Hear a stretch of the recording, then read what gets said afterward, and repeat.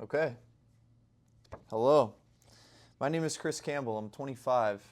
I am a day trader, and this is my Frequency Chronicle 3.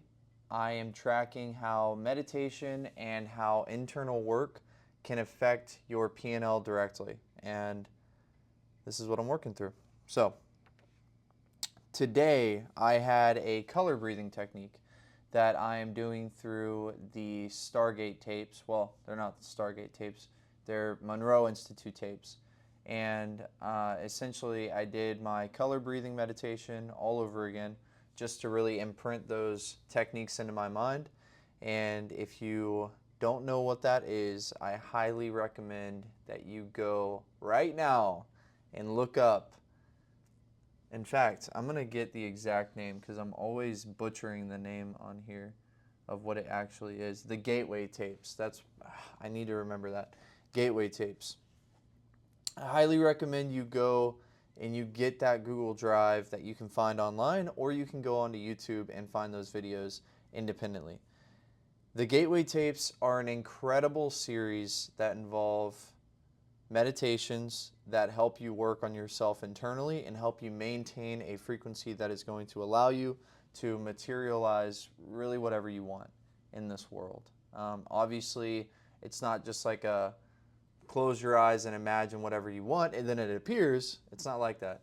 But it does help you navigate what needs to happen in order for those things to appear in your life. And part of that is maintaining a high frequency, repeatedly regulating your emotional state and making sure that you're not lashing out and your highs aren't too high and your lows aren't too low. So that's currently my journey. That's actually what I'm working on now. So today, in my frequency effect journal, which is what I'm pairing with the Gateway tapes in order to see what it does to my P&L and trading, I read about the subconscious mind. And there's a few things that I want to notate in here and just kind of say to the camera. And perhaps it helps people. And perhaps I come back to this and realize how much it helped me. Hopefully. That's the idea, at least. So this first part, I highlighted this. This means the subconscious doesn't guide you towards what's best. It guides you towards what's familiar. So for me, I have some OCD habits. I've had them for a long time. And what this part of the book is saying is essentially your subconscious is picking up on patterns that make you comfortable. So your subconscious is not built to evolve. It's built to keep you alive. And so with the patterns that we throw upon ourselves daily, it's not even really something that we consciously pick. 90% of the things that we do are controlled by our subconscious, according to this book. And it's all based on survival. It's not based on evolution. And obviously, we want to mold that into something where we can go ahead and materialize the things that we want in this life. And so this was just something that I realized, and I wrote this down. I said, including all my OCD habits, they are things of comfort, and at this point it just feels like they're subconscious, is essentially what I wrote. And some of those OCD things, it almost feels like I have to do them sometimes to make myself feel I don't want to say safe, but well, I'll just say safe. Yeah, it makes me feel like it's completed. That's what it feels like. It feels like whatever I'm trying to do is completed. For example, one of the things is wiping down my phone at night. You know, we go through our lives every day and nobody thinks about this, but like the phone can get kind of dirty. You know, it's disgusting. You touch door handles, you touch public things, and then you go ahead and touch your phone, and then you lay it in bed and all this stuff. So that's just always been something. It triggered a long time ago, and I started wiping my phone down every night. This became comfortable. And that's not necessarily, it's not progressive, really. If you think about it, it really just sucks time out of my night at the end of the day. Even if it's just a few minutes wiping down the phone, boom, boom. It's like, do I really need to do that? No, not necessarily, but it makes me feel comfortable. It makes me feel safe, you know? So that was just one thing that I noticed when I was reading this part of the book. Here's another piece I like a lot. If your system is imprinted with fear, it will scan for threat. If it is imprinted with lack, it will ignore opportunity. This happens automatically, not because you're broken, but because the subconscious is built to protect and not evolve. And I wrote, I need to re-imprint my system with new habits, essentially. Like going back to the phone thing, right? If your system is imprinted with fear of, oh, the phone's dirty and whatever, and it's gross, and I've been out all day, and I've been touching my phone, this, that, then it's gonna scan for threat, right? But if I'm not entertaining those habits, and I'm picking up new habits that are filled with abundance and joy and light, right, and a feeling of freedom, then perhaps, this was just my thought process, perhaps the reflection of that materially is things that are along that same frequency, right? Not things of fear, not things of lack, right? Lack of cleanliness. Not saying that we need to just go ahead and not shower and shit, but maybe just loosen up a little bit, you know? Is what I was thinking. It doesn't evaluate your future. It plays back your past unless you intervene. Talking about the subconscious. The subconscious keeps executing the same instruction because that's what the system has confirmed as normal, right? So it's all habit-based. It's all based on what we entertain on a daily basis. So I have these things that my mind is telling me to do. Do this, do that, do this, do that. Feel this way, feel that, right? But it's all based on what's happened in the past. It's not based on what I want in the future. So my thinking is I need to focus on what I want in the future and what that looks like right now. And how that makes me feel right now, too, right? Your signal is shaped by the subconscious baseline. You might consciously want change, but if your body is still reacting from old emotional memory, the output won't match the intention. This creates internal conflict. One part of you is reaching forward while another part is broadcasting backward, right? So one foot on the gas, one foot on the brake. We're not progressing. We're not moving forward. We want to, but we're entertaining habits that hold us back, right?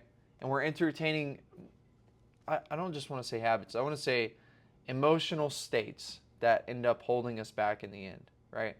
Whether it be, because that's a big thing for me, right, is just consistently entertaining these emotional states where maybe I'm anxious, maybe I'm a little down on the day, maybe I'm feeling a little bit of lack, a little bit of fear, that type of thing. And there's no reason to feel that way, truly, at the end of the day. If I'm not going to be worried about it in 5 years, I should not be worried about it right now, is the mode of thinking that I've been trying to adopt. And it's easier said than done. But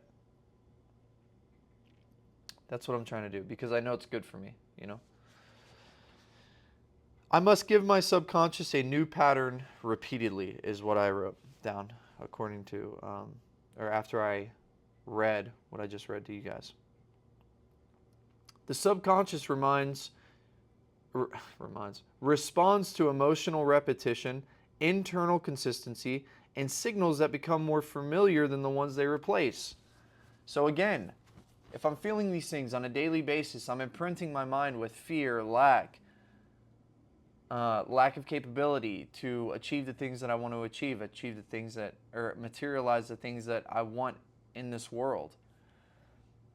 I need to replace those things with even visualization of what I want. Thoughts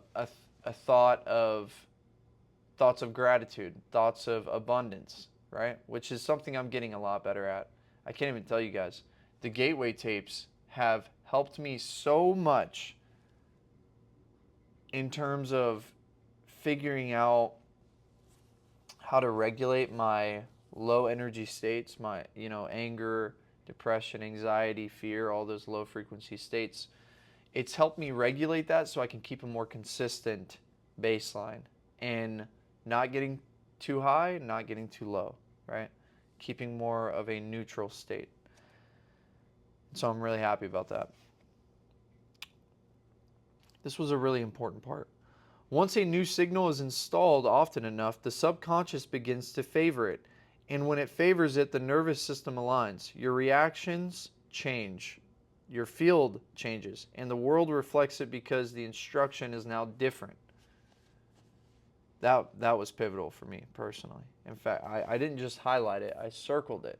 So that's how you know it was important.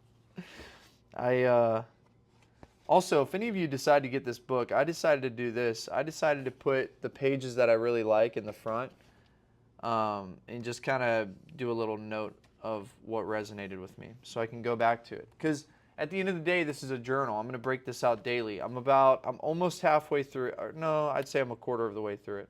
Once I'm all the way through it, I'm definitely just going to keep going through the book consistently.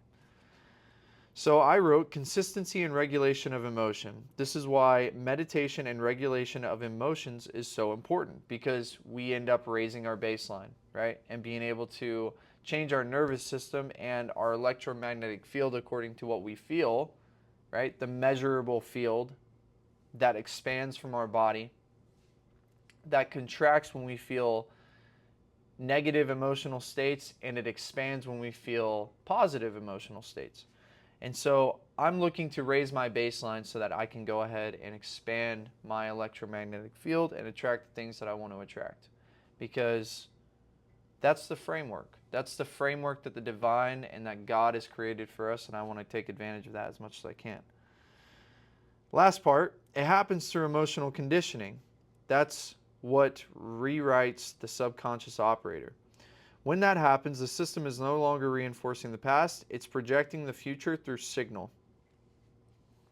And then I wrote, that has direct alignment with Becoming Supernatural Teachings, which is a book by Dr. Joe Dispenza. He quite literally says that almost verbatim a few times. The system is no longer reinforcing the past, that particularly. Reinforcing the past, it's projecting the future, right? So you're not reinforcing your past habits, your past, the way you're existing in the past. You're more so promoting how you want to exist in the future, right? And that signal takes time to reach the ether and materialize throughout the world, right? Because you got to think, once you start projecting that new baseline, those new habits, those new emotional states, then what happens? You start to pick new things up in your everyday life. You start to act different. You start to be around people that are different. Your mind changes, and then your habits change. And then what else changes? Everything after that, because your trajectory went from here to here. So now you're getting to where you want to go a lot faster based on the foundation, which is your emotional state. Great book, by the way. You guys all need to read this, Becoming Supernatural by Dr. Joe Dispenza. I've gotten through it once and I want to get through it again, but it's really nice. It's got a lot of scientific data that shows you how to change the material realm, but from a scientific standpoint, not so much a spiritual, we don't really have a good explanation for why these things happen kind of thing, right? So, yeah, great day today. To be honest, I really wasn't looking forward to doing a video, but I went ahead and I got out here and I did it. And I'm happy that I did. So, this has been Frequency Chronicle number 3. It is July 25th, 2026. I'm Chris Campbell. I am a day trader that is discovering how meditation and frequency work can affect my profit and loss sheet directly. I will see you guys again soon.